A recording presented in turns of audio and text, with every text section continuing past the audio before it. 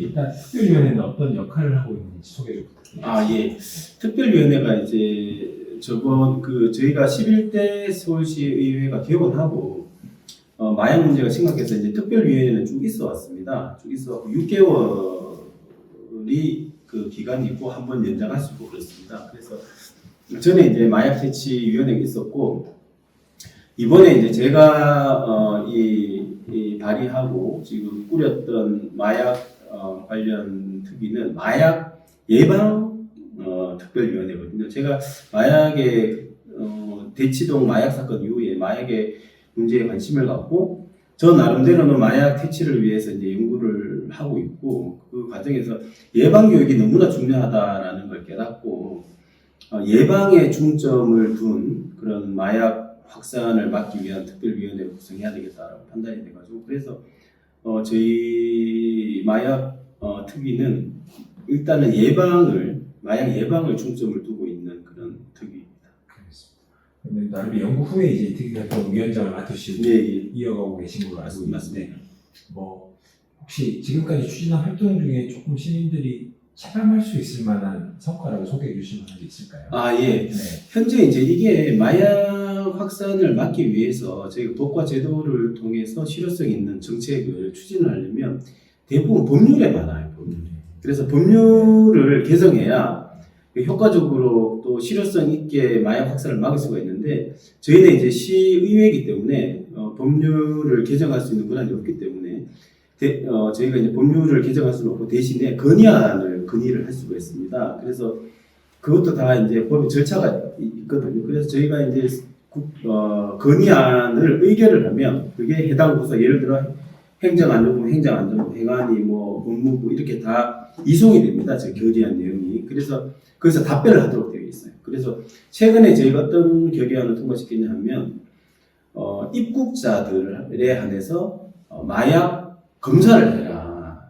그러니까 입국하면 쭉 서서 그게 이제 키트가 있더라고요. 키트에 이제 침을 이렇게 이용해가지고 이제 마약 복용 여부를 검사하는데 그걸 이제 입국을 하면 다 해라라는 내용의 개정안을 저희가 개정안을 이제 건의하는 내용의 그런 안을 이제 의결해서 통과시켜서 그게 지금 행안부 또 법무부 이런 데 가 있을 겁니다. 그러면 자기들 검토를 해서 답변을 주도록 되어 있고 최근에 저희가 또 발의한 것은 이제 마약상에 한해서 전자발찌를 근데 이제 마약상들이 이제 처벌을 받으면 예를 들어 교도소에 가지 않습니까? 그럼 출소를 하고 나면 마약상에 전자발찌를 채우는 거죠. 성범죄자라든지 스토킹 범죄자에게 채우면 그러면 이제 이 사람들의 어떤 그 활동 반경이 스크린이 될 수가 있는 거죠. 그래서 만약에 사건이 일어나면 이제 다시 그 검거가 쉽고 또 예방하는 효과도 왜냐하면 전자발찌 사고 있으면 잡힐 수 있다라는 그런 위험성 때문에 아무래도 억제가 되고 그런 효과가 있을 거라고 판단이 돼서 그 전자발찌를 채우는 이것도 법률을 개정해야 이렇게 되는 부분이기 때문에 저희가 건의안 식으로 했습니다.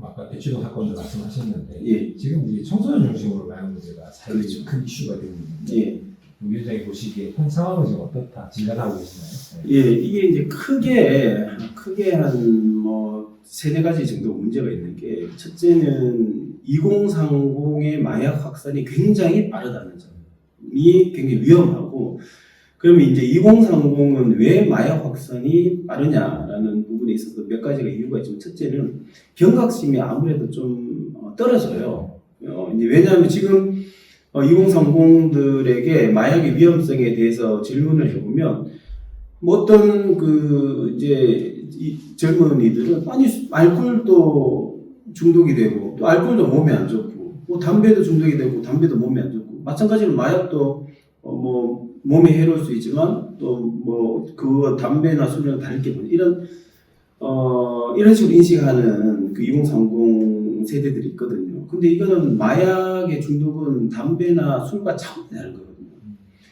이거는 그냥 이 마약으로 인해서 정말 상상할 수 없는 흉악한 범행이 왜냐하면 자기 환상 속에서 범행이 일어나고 있고 그 다음에 아예 생활 자체가 안 돼요. 생활 마약에 찌들어가지고 그냥 24시간 약만 찾는 거죠. 그래서 인간의 삶이 아니죠. 쉽게 말해서 좀비 같은 그런 사람으로 이제 괴물로 변모하게 되는 거죠. 마약을 하게 되는. 그래서 술과 담배라는 비교 자체가 안 됩니다. 그리고 또 마약의 위험성 이게 내성이 생기기 때문에 계속 투약 양을 늘려가야 돼요. 그때의 그 기분을 느끼려면. 그래 계속 오남용 하다 보면 이게 심정지가 와서 오남용으로 사망한다든지 아니면 또 그 극한의 쾌락을 보다가 또 약 기운에 떨어지면 그 우울감이 상상을 할 수 없이 괴롭다 그러더라고요. 그래서 자살을 한다는.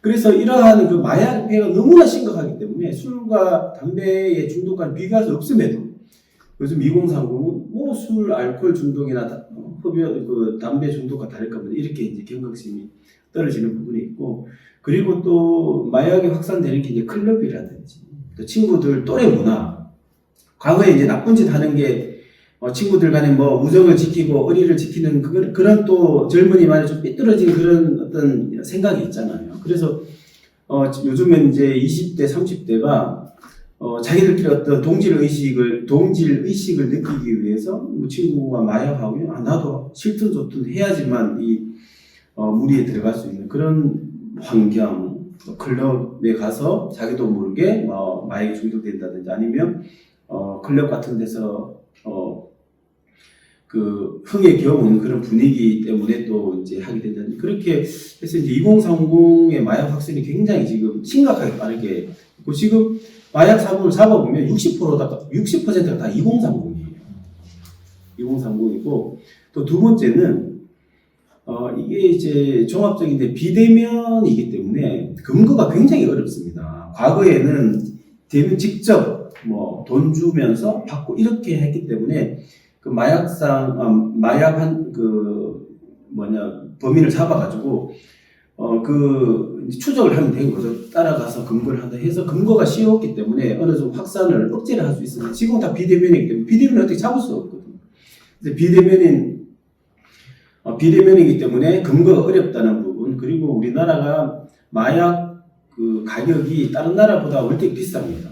이 말은 뭐냐면 마약 사람들한테는 굉장히 이거는 돈을 많이 벌 수 있는 그 노다지 같은 마약상들한테 우리나라가 지금 그렇게 표적이 됐거든요. 그러니까 막 물밀듯이 마약이 지금 밀려 들어오고 있는 거예요. 왜냐하면 여기서는 예를 들어서 마약 싼 나라에서 벌 걸 여기서는 조금만 팔아도 많이 버리. 그러니까 물밀듯이 마약이 들고 그만큼 공급이 있으니까 또 이제 수요도 등달아서 그냥 막 늘어나고 있는 거예요. 그래서 그 마약 가격에 대해서도 전문가들이 하는 얘기가 그렇다고 낮출 수는 없다고 그러더라고요. 낮추면 확 확산이 된대요.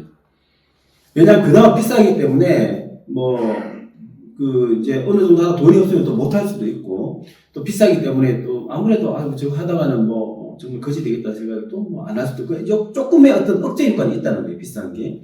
근데 이게 미국이나 유럽처럼 이게 정말 그 피자 한 판 값 잊을 정도로 저렴하게 되면 확 퍼질 수가 있기 때문에 그게 그런 부분이 있다 그러더라고요. 마약 가격. 그래서 마약 가격이 계속 높게 책정될 수밖에 없고 그러니까 세계 각 나라의 마약상들은 표적이 되는 거예요. 여기 팔면 많이 남으니까. 그래서 막 물밀듯이 또 악순환이 계속되고 있는 이제 상황인 거죠. 그래서 그나마 그래도 우리나라가 마약에 대해서는 좀 기성세대들 경각심이 있거든. 마약하면 이거는 나쁜 거 큰일 나. 우리 이제 부모 세대나 저희 세대나 있는데 지금 문제가 이제 2030이에요. 근데 2030은 교육을 제대로 안 받은 거예요. 교육을.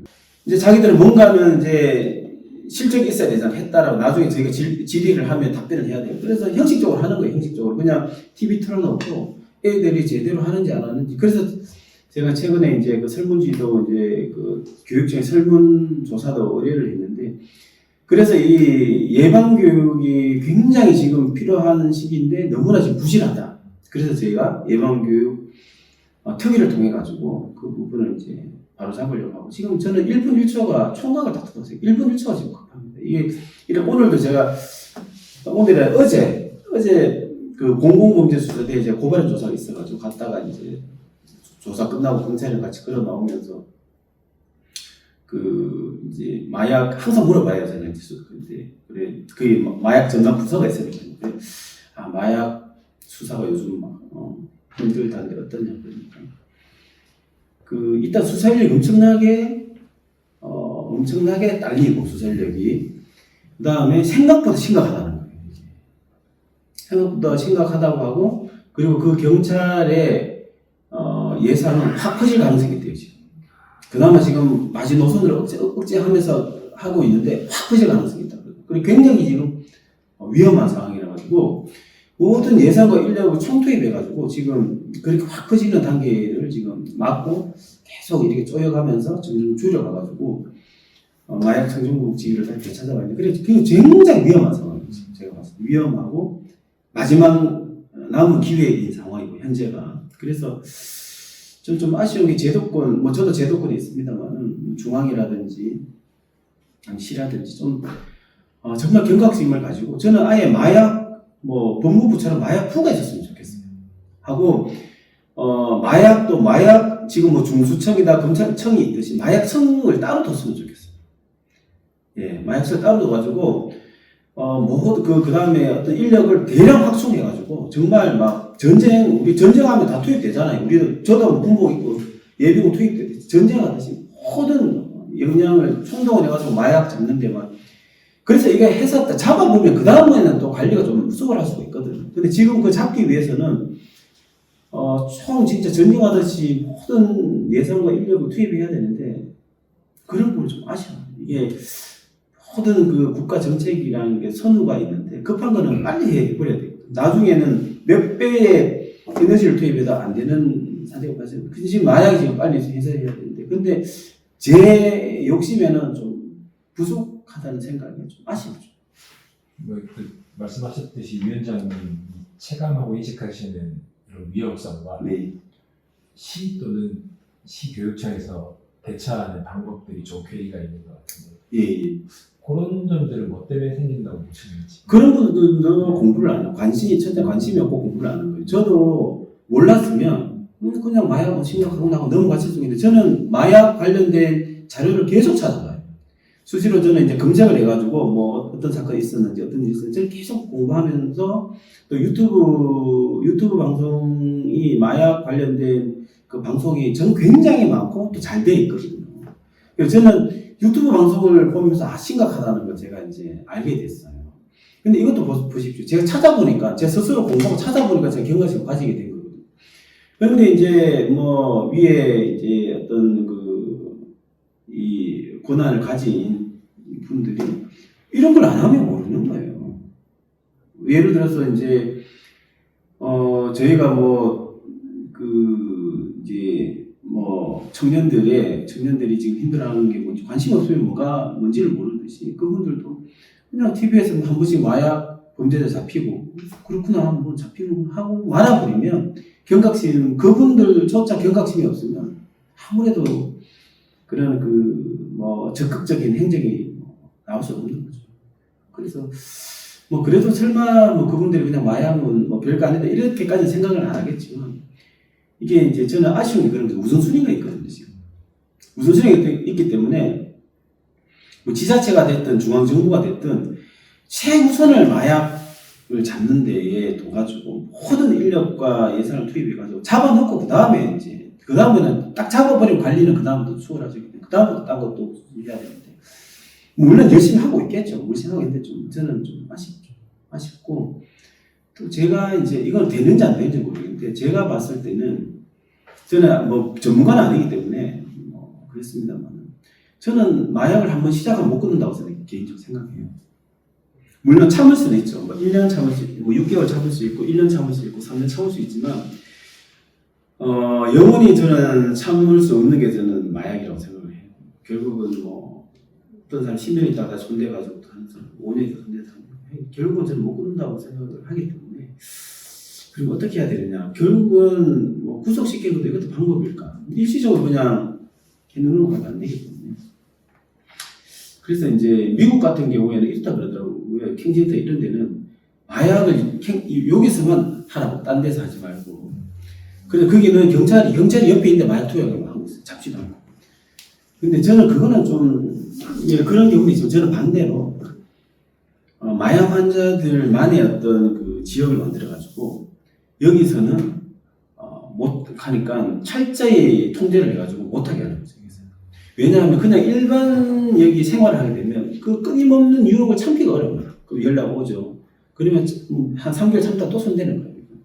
근데 여기는 아예 외부랑 차단됐고 그 마약 환자만의 어떤 마을이라든지 만들어서 여기서 뭐 5년, 10년 자기가 이제 그거 완전 어느 정도 치료가 다 되고 정말 의지로 그만한다는 될 때까지 뭐 이제 5년, 10년 해가지고 왜냐하면 이런 게 저도 이제 금년을 그 담배를 끊어봤는데 예를 들어서 담배가 바로 옆에 있으면 이거 참 너무 괴로워요. 그렇잖아요. 그런데 제가 이제 고시 공부한다고 산속에 갔거든요. 절에 가가지고 공부한 적이 있는데 거기는 뭐 그 뭘 사러 가려고 해도 한 30분 걸어가야 되는 거예요. 산속에 버스를 있어요. 그러니까 담배를 구할 수가 없으니까 생각이 아예 할 수 없어서 생각이 안 나는 거예요.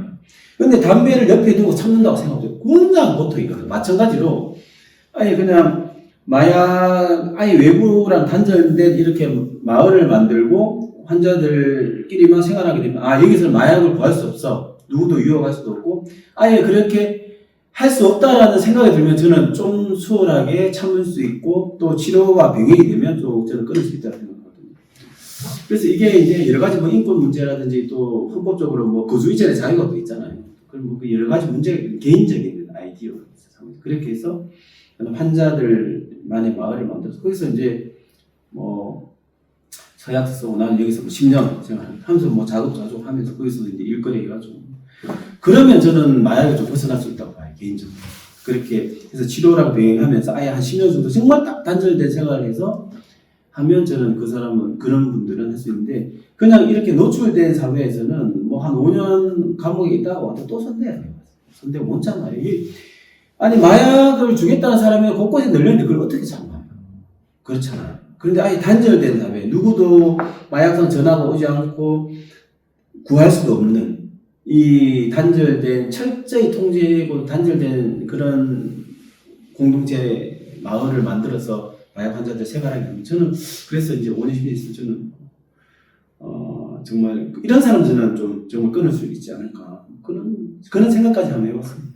이제 절박한 심정으로 네. 활동하고 계신 것 같은데 좀 앞으로 좀 특이해서 중점적으로 좀 추진하고자 하는 과제나 뭐 준비적인 프로그램 이런 것도 있으면 좀 소개 좀 부탁드립니다. 지금은 뭐 계속 말씀드린 전쟁하듯이 해야 되고 일단은 저희가 이제 그 일단 예방 교육을 좀 효과적으로 할 수 있도록 현장 방문도 하고 또 그 예방 교육 자료도 저희가 이제 점검을 해가지고 검토를 해서 좀 효과 있게 만들고 그리고 이제 캠페인도 이제 뭐 강남이나 홍대나 이런 데 젊은 층 많은 데에 가서 좀 뭐 뛰어들고 전단지 나눠주면서 홍보 활동 그리고 또 좀 마음 같아서는 그 이제 마약 뭐 어떤 마약 방이 있대요 또 어떤 뭐 유흥업소에 왜냐면 그 사람들도 손님이니까 그래서 어쨌든 뭐 그런 식의 운영을 한다든지 아니면 뭐 마약 투약을 방치한다든지 이런 뭐 업소는 그냥 폐쇄하는 그런 뭐 조례가 됐든 법이 됐든 만든다든지 뭐 그런 부분들 그리고 또 이제 보통 던지기라고 해서 거기 마약 이제 전달하는 사람이 어디 숨겨놓으면 마약 환자가 찾아가고 그다음에 이제 금전 거래는 뭐 고인이라든지 그러니까 뭐 이런 구조이기 때문에 그런 그 이제 던지게 한 장소에서 마약을 찾아오면 뭐 시가의 절반을 준다든지 예를 들어 뭐 하나에 10만 원 시가 10만 원이 되면 5만 원 포상을 준다든지 그러면 뭐 이렇게 10만이들이 산삼 찾듯이 그런 사람 왜냐하면 그렇게 잘 찾으면 그것도 벌이가 될 수 있거든요. 그래서 전 국민이 어떻게 보면 이제 마약 감시자가 될 수 있는 뭐 그런 포상금 제도 또 마약 환자 신고해서 실질적으로 근무하는데 역할을 했을 때 또 포상금 제도 뭐 그런 식으로 이제 손댈 게 정말 많죠. 예, 그런 쪽으로 실효성 있게 뭐든지 크든 작든 뭐든지 지금은 다 할 생각이 있습니다. 혹시 뭐 이거는 뭐 해외 주요 도시나 또는 성공 사례 공유하고 있는 것도 혹시 고려하고 계신 것도 있으신가요? 예, 제가 지금 뭐 나라가 생각나지는 않는데 그때 제가 특위를 제안하면 그 위원회에서 또 의결을 해줘야 돼요. 제가 예를 들어 마약 예방 교육이고 이거는 교육위에서 이제 하는 거예요. 저는 교육위 소속은 아니고. 근데 교육위 의원님들한테 이제 제가 설명한다고 자료를 찾았는데 지금 미국이나 유럽이나 이런 나라들은 굉장히 마약 확산이 심각하잖아요. 근데 그 중에 극복한 나라가 몇 개가 있어요. 그 나라는 전쟁하듯이 예방 교육을 했다 그러더라고요. 그래서 길거리에 마약 예방 차를 세워놓고 누구든지 가다가 상담하고 예방 교육 받는 거죠. 그리고 또 학교 가면 또 적극적으로 예방 교육 애들한테 하는 거예요. 그다음 또 집에 가면 또 부모들이 마약 예방 교육 배워와가지고 애들한테 등교할 때나 또 집에 들어왔을 때 마약을 하면 안 된다. 그 어릴 때부터 조기 교육해야 되는 거죠. 그리고 뭐 마약의 위험성에 대해서 계속 알려주고. 근데 저는 집에서 하는 교육도 굉장히 중요하다고 생각하는데 부모들이 몰라요 지금. 부모들이 모르기 때문에 그 부모들한테도 예방 교육을 할 필요가 있어요. 애들한테 어떻게 교육하는 게 효과적이다 마약 예방 교육이. 그래서 이제 이게 영상이 이제 있는데 이제 찾아보면 트럼프 대통령이 지금 아들 아들 키 큰 이름 생각이 안 나는데 아들인데 베런 트럼프인가요? 예. 그게 꼬마일 때 이제 교육시키는 그 영상인데 보니까 그냥 등교하기 전에 책가방 메고 이제 트럼프 앞에 있으니까 딱 트럼프가 그러는 거예요. 잘 들어라. 술 안 된다. 마약 안 된다. 또 담배 안 된다. 문신 안 된다. 딱 이렇게 이제 등교하기 전에 교육을 딱 하니까 얘는 예 알겠어요 하고 이제 등교하고 막 그러더라고요. 그래서 이제 거기는 뭐 저는 안 하지 않을까 싶은데 그런 식으로 아무튼 그래서 우리 부모들이 어떻게 교육을 시키면 이 마약 예방에 효과적인지 그런 걸 저희가 이제 뭐 개발을 해가지고 뭐 부모들한테도 예방 교육을 할 필요가 있는 거죠. 뭐 그런 게 지금 필요하지 않나 싶고 지금 저는 단속과 처벌은 확산을 좀 방지하는 효과는 있지만 이제 퇴치는 쉽지 않다라고 생각하기 때문에 결국은 퇴치를 시키려면 결국 예방교육 통해서 아예 손을 못 대도록 그나마 지금 있는 환자들은 관리해서 대신 확산 안 되게 이제 처벌 단속하면서 치료하고 확산 안 되게 하면서 나머지 지금 마약 경험이 없는 그 대다수의 우리 2030 아니면 뭐 10대 청소년들에게는 철저한 예방 교육을 통해서 아무리 유혹을 하고 호기심이 생기더라도 절대 하면 안 된다는 철저한 교육 이게 이제 병행되면서 해야 되는데 저는 예방 교육이 더 중요하다고 생각해요. 왜냐하면 이미 이제 환자들은 근거하는 데도 한계가 있고 또 뭐 좀 교도소 갔다가 또 다시 나오면 또 손대고 하기 때문에 아예 이 사람들이나 마약사람들이 유혹을 해도 마약은 끝은 죽음이다라는 걸 경각심을 가지면 그러면 뭐 손 안 대면 확산이 안 되는 거잖아요. 지금 안 되고 그래서 예방 교육도 열심히 저희가 해야 된다는 그런 생각을 가지고 있습니다. 그런 생각을 가지고 있고 그래서 제가 막 조바심이 나는 거예요. 이게 이제 왜냐하면 저도 이제 그 담배만 저도 끊는 거 보는데 정말 힘들었거든요. 힘들었는데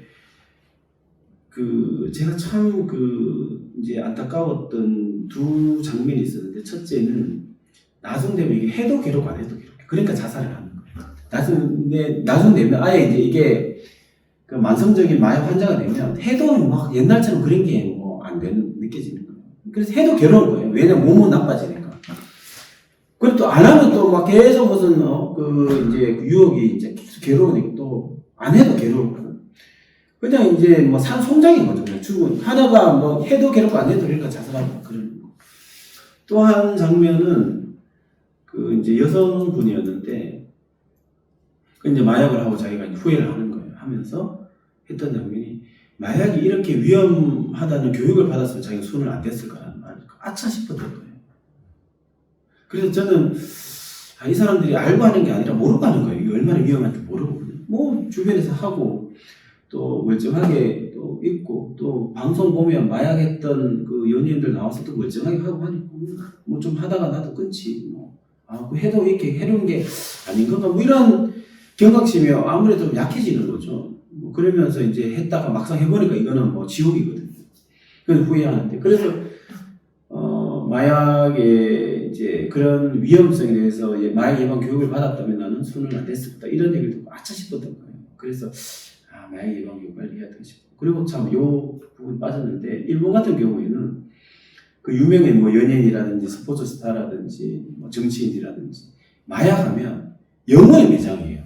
아예 그냥 방송이나 언론에 나올 수 없어요. 그냥 끝이에요. 그 사람은 연예인이 됐든 스포츠 스타가 됐든 뭐 정치인이 됐든 그냥 마약하면 저기는 완전 인간 이하의 말종 이렇게 낙인이 찍혀가지고 끝난다는 거예요.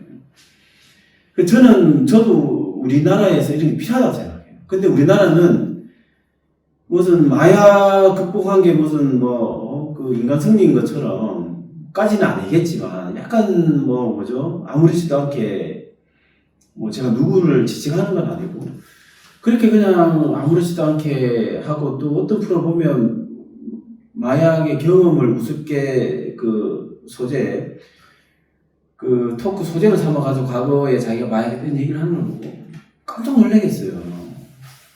그런 걸 보면 우리 또 젊은이 아직 이제 정체성이 확립되지 않은 젊은이들 보면 또 그게 멋있게 보이고 뭐 이럴 수가 있거든요. 사실은 자기가 좋아하는 사람이 마약을 했지만 지금 이제는 안 해. 그러면 한번 하고 끊을 수도 있고 이런 생각 하죠. 어린 우리 친구들은 아직 그 정체성이 아직 확립되지 않은 아이들은. 그래서 저는 뭐 안타깝던 것도 아니었고 마약도 잘못된 거잖아요. 자기 잘못을 한 거잖아요. 그러면 저는 그런 사람은 퇴출을 시키는 게 맞다고 생각해요. 그냥 우리 불특정 우리 국민들이 볼 수 있는 곳에는 나타나 그냥 자기가 뭐 열심히 일해서 사는 거예요. 그거야 뭐 응원할 일이지만 나와서 마약 환자가 나와서 나 마약 환자였지만 뭐 이 불특정 우리 다수들이 볼 수 있는 뭐 방송이라든지 나와가지고 하는 거는 저는 아니다라는 생각이 들었어요. 예, 생각이 들어가지고 그래서 뭐 그거는 저희가 이제 할 수 있는 부분은 아닌데 그것도 저는 방송법 개정안으로 좀 제안을 할까 생각 중이에요. 방송법에다 다 쫙 나와 있잖아요. 그래서 마약을 투약했던 전과가 있는 환자는 방송 출연할 수 없다 이렇게 저는 강하게 하는 게 맞다고 생각해요. 나중에 저희가 뭐 확산을 다 정말 청정국의 지위를 다시 되찾고 마약에 뭐 문제가 안 될 정도로 저희가 이제 단속을 그러니까 이제 정국이 됐을 때는 모르겠지만 지금은 그분들은 좀 안 나오는 게 맞다고 생각해요. 그리고 저는 마약 드라마나 영화도 좀 제한을 해야 된다고 생각해요.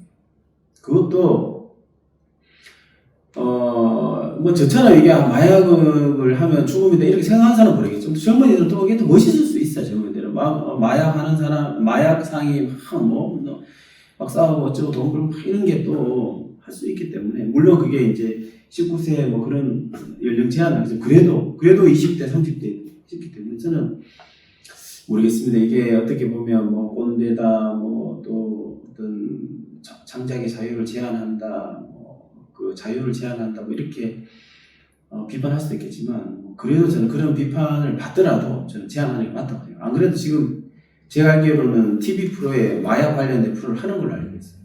좀 하지 말았으면 좋겠어요. 그게 아무리 자극적인 소재가 뭐 시청률이 잘 나오고 한다고 해도 딴 거는 몰라도 마약 소재로는 좀 안 했으면 좋겠어요. 담배도 어느 순간 그게 했잖아요. 이게 흡연 욕구를 충족한다고 지금 근데 왜 마약을 왜 한다는 거예요? 마약 소재를 왜 방송을 하는 거예요? 담배보다 훨씬 위험한 게 마약인데 왜 그 마약 소재로 자꾸 그걸 이제 하냐는 거예요. 그래서 좀 그런 거를 좀 안 했으면 좋겠다는 생각이 드는 거죠.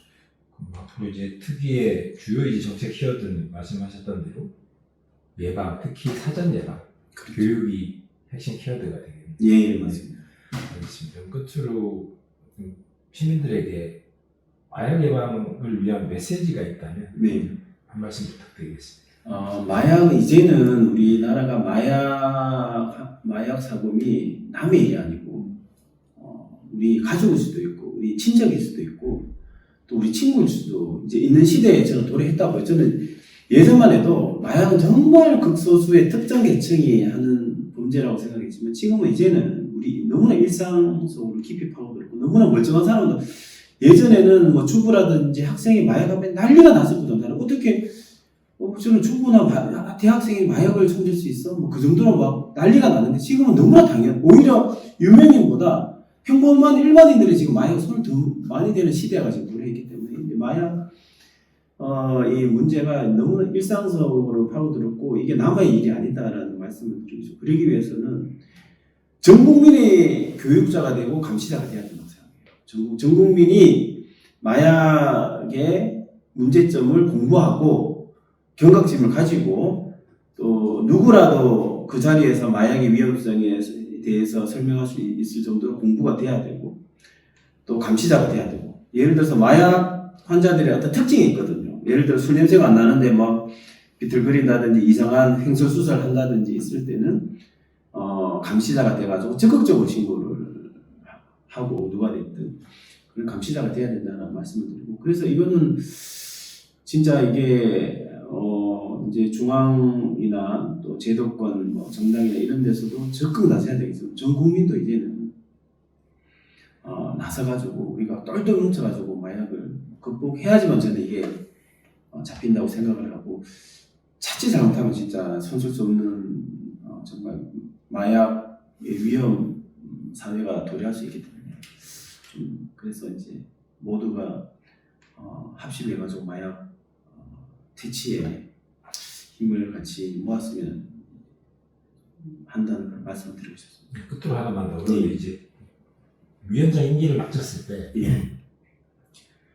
특위 활동을 통해서 요거 하나는 이뤘다라고 예. 나중에 약속할 수 있으실 만한 것들이 있으실까요?